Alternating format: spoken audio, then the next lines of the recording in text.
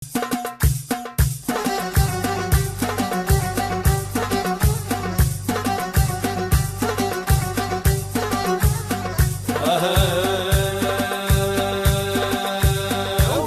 الله بدينا ومعنا النبي صلينا. بسم الله بدينا ومعنا النبي صلينا. الرحلة ديالنا اليوم منطقة ديال بريكشة، جات ما بين الوزان والشاون. جينا الموسم ديال الزيتون اللي تيكون في الشهر ديال 11 في هذه المنطقة الجبلية الخلابة، الطقس اللي فيها واعر.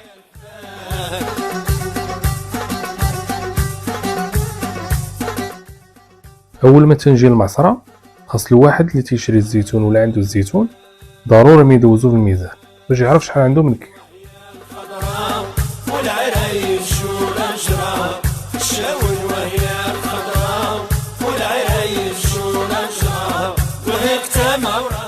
في هذه المعصرة ديال المريني تقريبا من احدث واحسن المعصرات اللي كاينين في المنطقة، هي اللي تنطحن فيها كل سنة.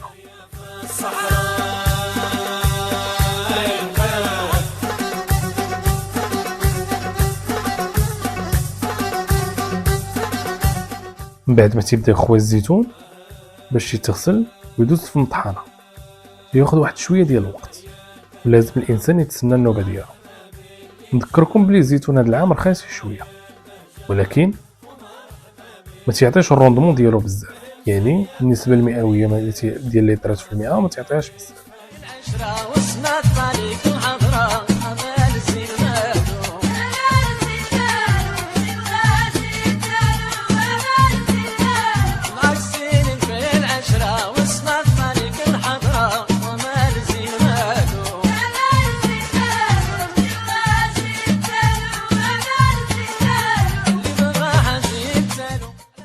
بعد ما تيطحن الزيت تيخرج من المعصره، وكل واحد ورزقه، كل واحد وشنو تيعطيه الله.